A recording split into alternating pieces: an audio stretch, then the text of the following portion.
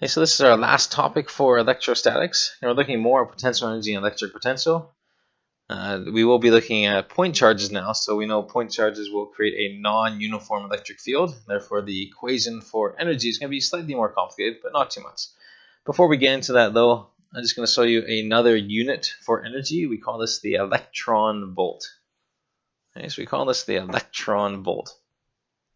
An electron volt is just a smaller unit for energy. So very often working with electrons, which have a very small charge. So instead of using joules, we end up with very small numbers, and instead we can say 1 electron volt is defined as the charge of an electron multiplied by 1 volt. So just saying, it's just a much smaller quantity of energy. So 1 electron volt is the equivalent to 1.6 times 10 to the negative 19 joules of energy.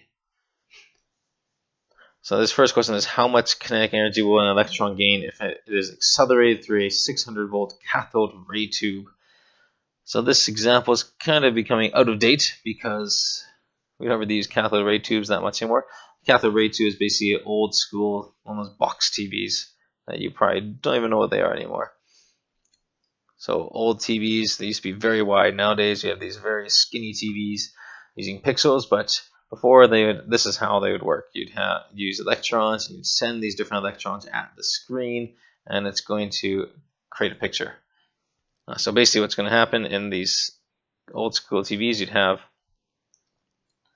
let me just draw this here first. So we have, it's not going to be this fat, but here's our screen way over here. Here's our screen at the end in black right here. So we have what we call a cathode and an anode. You may have come across those terms in chemistry class.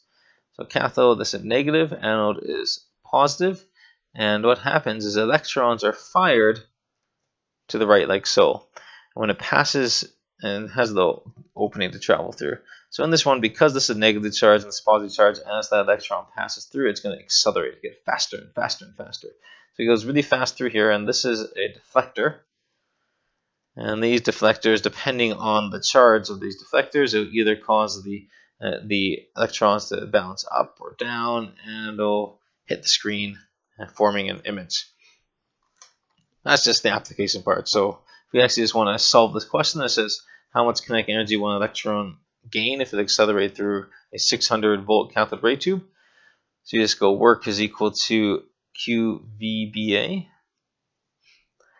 So the charge is 1 electron. So again, instead of writing out a charge of 1.6 times 10 to the negative 19 coulombs, we're just going to write 1 electron. Our voltage is 600 volts. And we get an answer of 600 electron volts. And that's it, actually. If you actually wanted to calculate it as joules, you say, okay, work is equal to the,